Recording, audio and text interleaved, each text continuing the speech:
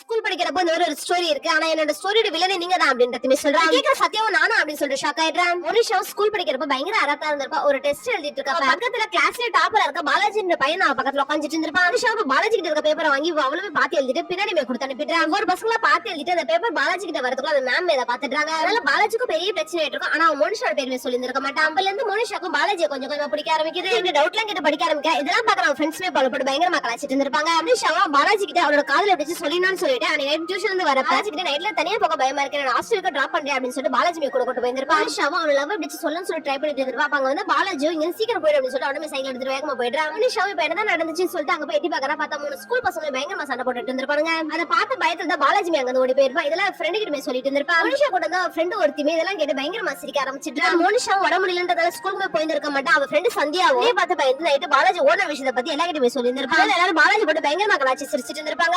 இதெல்லாம் தெரிஞ்சுக்கிற மோனிஷா ஃப்ரெண்டு சந்தியாவை போட்டு அடிச்சிட்டா. அந்த சம்பவம் வந்து பாலாஜி மோனிஷா கிட்ட பேசி இருக்க மாட்டான். ஆனுவல் டே ஃபங்க்ஷன் அன்னைக்கு பேசலாம் சொல்லிட்டு வெயிட் பண்ணிட்டு இருந்திருப்பா. அன்னைக்கு ஸ்கூல்ல ஒரு பிரச்சனை நடந்திருக்கும்ன்றதால அன்னைக்கு பேச முடியாம போயிட்டு இருக்கோம். அப்படியே பப்ளிக் எக்ஸாம் முடிஞ்சிட்டு இருக்கும். அதுக்கப்புறம் பாலாஜியை பார்த்து இருக்க மாட்டான். பத்தி சத்யா கிட்ட சொல்லிட்டு இருந்திருப்பா. அப்புறம் மோனிஷாக்கு ஒரு ஐடியாவே வருது. மோனிஷா கிட்ட நீங்க லவ் பண்ற விஷயத்தை நீங்க சொல்லல, பாலாஜி கிட்ட நான் லவ் பண்ற விஷயத்தை நான் சொல்லல, நம்ம ரெண்டு பேரும் அவங்க ரெண்டு பேரும் தேடி கண்டுபிடிச்சு நம்ம லவ் பண்ண விஷயத்தை அவங்க கிட்ட இப்ப சொல்லலாமான்னு சொல்லி கேட்க